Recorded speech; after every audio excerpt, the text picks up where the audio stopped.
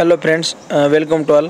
तर आपल्यालाच आपली जी टॉपिक वाईज टेस्ट आहे फ्रेंड्स, तुम्हाला प्रत्येक टॉपिकवर अशी टेस्ट भेटेल आणि नंतर लगेच 1-2 दिवसांनी तुम्हाला सोल्युशन्स आहेत ती कन्सेप्ट वगैरे सगळं तुमच्या संकल्पना क्लिअर करून दिल्या जातील फ्रेंड्स. तर आपण आजचा आपला टॉपिक आहे फ्रेंड्स 1857 इतिहास सब्जेक्टवरली पहिलीच टेस्ट होती. ज्यात आपण पाहू त्यांचे सोल्युशन वगैरे सगळे. तर फ्रेंड्स, सर्वप्रथम 1857 उठाव कोणत्या शहरातून सुरू झाला? आता बघा, उठावाचे अनेक त्यांच्या मागचे बॅकग्राऊंड होतं फ्रेंड्स, कारणे होती. आपण ते 1857 या टॉपिकमध्ये पूर्ण कंप्लीट करणार आहोत. फक्त आपण इथे आपल्याला जे महत्त्वाचं आहे तेच घेणार फ्रेंड्स. तर 1857चा उठाव सर्वप्रथम कोणत्या शहरातून? तर मेरठ शहर आहे फ्रेंड्स. ह्या शहरातून 10 मे 1857 रोजी ह्या उठावाची सर्वप्रथम सुरुवात म्हणजे ठिणगी तिथूनच पेटली फ्रेंड्स, मेरठहून. तुम्हाला डायरेक्ट क्वेश्चन विचारू शकता त्याच्यावर. त्याच्यानंतर 1857च्या उठावाला खालीलपैकी कोणाने first war of the Indian independence असं कोणी म्हणले 1857च्या उठावाला?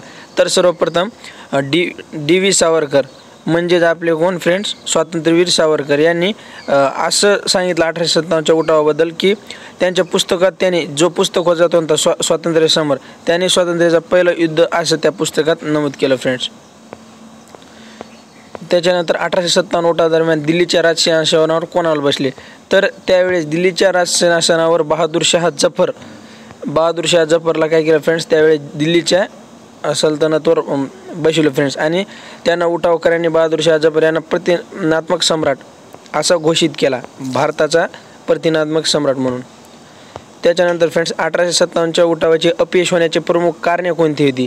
तर सर्वप्रथम नेतृत्वाचा अभाव तर होताच, तिथे नेतृत्व असा चांगला भेटला नव्हता. ब्रिटिशांची सैनिकी ताकद, ब्रिटिश त्यावेळेस सैनिक होते आणि त्यांचे जरा डेव्हलप वगैरे ते बंदूक वगैरे सगळं डेव्हलप वगैरे त्यांच्या असं पाठपुरावा होतं फ्रेंड्स ब्रिटिशांकडे. भारतीय राज्यांचा पाठिंबा न मिळणे, फ्रेंड्स भारतीय प्रत्येक राज्याला पाठिंबा मिळाला नाही, कारण जास्त म्हणजे उत्तर भारताचाच हा उठाव सक्रिय होता फ्रेंड. दक्षिण भारतातले लोक जास्त त्याच्यात सहभागी झाले नाही. सर्व वरील सर्व बरोबर आहेत. नेतृत्वाचा अभाव, ब्रिटिशांची प्रबळ ताकद, भारतीय संस्थानाची साथ न मिळणे, भारतातील संस्थाने त्यावेळेस फ्रेंड्स संस्थानांनी साथ दिली नव्हती आपल्याला. नंतर 1857च्या उठाव मुख्यत्वे कोणत्या स्वरूपाचा होता? आता आपण ह्याला स्वरूप कसा देऊ शकतो की या सैनिकाचा बंड होता की असा काय प्रकरण काय होतं नेमकं? राष्ट्रीय स्वातंत्र्य संग्राम नव्हता हा, सैनिकांचा बंड फ्रेंड्स. 34व्या रेजिमेंट, तुम्हाला माहिती आहे बाराकपूर येथील छावणीतील जे 34व्या रेजिमेंटचे होते मंगल पांडे, त्यांनी फ्रेंड्स त्या इंग्रज अधिकाऱ्यावर गोळ्या झाडल्या होत्या आणि त्यावेळेसच अशी ठिणगी पेटली. त्यांनाच मुख्यत्वे सैनिकांचे बंड, पण नंतर जनतेचे पण सहभाग आले फ्रेंड्स. नंतर 1857च्या उठावात कुंवर सिंह कोणत्या प्रांतात होते? बघा येत कुंवर सिंह कोणत्या प्रांतातून लढले? तर बिहारमधून. ते कुंवर सिंह हे जगदीशपूर बिहार येथील होते आणि ते तिथूनच लढले. कसे फ्रेंड्स, 1857 उठाव ज्यांनी त्यांच्या साम्राज्य वाचवण्यासाठी प्रयत्न केला आहे फ्रेंड्स. असा भारत देश त्यावेळेला कोणाला आपुलकी नव्हती. भारत देश सगळं मिळून भारतासाठी लढलं पाहिजे. ज्याला इंग्रजांनी प्रॉब्लेम दिली, टेन्शन वगैरे दिलं, म्हणजे त्यांचे साम्राज्य वगैरे खालसा केली, त्यांनीच त्यांच्या विरुद्ध लढण्याचे प्रयत्न केले फ्रेंड्स. तर 1857 उठावात कोणत्या कारणामुळे सैन्यात नाराजी पसरली? आता सैन्यात नाराजी पसरली होती, पण काही कारण होतं त्याचं. आता हे कारतूस प्रकरण तुम्हाला माहिती आहे. सैनिकात काय होतं फ्रेंड्स, काही लोक ब्राह्मणचे होते आणि काही मुस्लिमचे वगैरे पण होते. तर कसे त्यावेळेस असं ती जी रॉयल एनफिल्ड जी नवीन आलेली गन होती फ्रेंड्स, बंदूक, त्यात काय करायचं, ते आपली गाय असते, गायची चरबी आणि डुकराची चरबी हे मिळून ते काडतूस बनवायचं. आणि ते काडतूस प्रकरणामुळं प्रचंड ठिणगी अशी वाढली. हिंदू धर्मवाल्यांना वाटायला की हे आपल्या धर्माचे अपोजिशन आहे, विरुद्ध आहे, आणि मुस्लिम धर्माला पण तसंच वाटायला लागलं. तर एनफिल्ड रायफलच्या काडतुसावर गाय आणि डुकराची चरबी वापरल्याची अफवा, धार्मिक भावना दुखावल्या आणि बंड उफाळले. त्याच्यामुळेच मग फ्रेंड्स 1857च्या उठावात सैनिकांना नाराजी पसरली.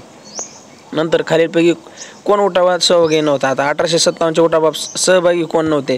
तर राणी लक्ष्मीबाई होत्या, त्याच्यानंतर नानासाहेब पेशवे होते, तात्या टोपे पण होते, सर सय्यद अहमद खान. तुम्हाला फ्रेंड्स मी हे 1857च्या टॉपिकमध्ये एकदम डिटेलमध्ये, खूप असा डिटेलमध्ये शिकलेलं आहे आणि तिथले आपले डायरेक्ट क्वेश्चन आलेले आहेत. MPC ग्रुप बी, ग्रुप सी आणि सरळ सेवाला डायरेक्ट त्या टॉपिकमधून क्वेश्चन येतात फ्रेंड्स. तुम्ही तो व्हिडिओ एकदा बघा. तर सर सय्यद अहमद खान हे शिक्षणवादी होते, त्यांनी बंडाला पाठिंबा दिलेला नाही बघा. त्याच्यानंतर लखनौ येथे उठावाचे नेतृत्व कोणी केले? तर फ्रेंड्स लखनौ येथे बेगम हजरत महल यांनी केल्या. त्यांचं साम्राज्य वाचवण्यासाठी जिथे प्रयत्न केले त्यांनी. खालीलपैकी कोणते विधान बरोबर आहे? तर 1857 उठाव प्रामुख्याने उत्तर भारतात मर्यादित होता. बरोबर आहे. उत्तर भारतातच मर्यादित होता तो. इकडे दक्षिणेकडे ठिणगी वगैरे लागलेली नव्हती फ्रेंड्स त्याची.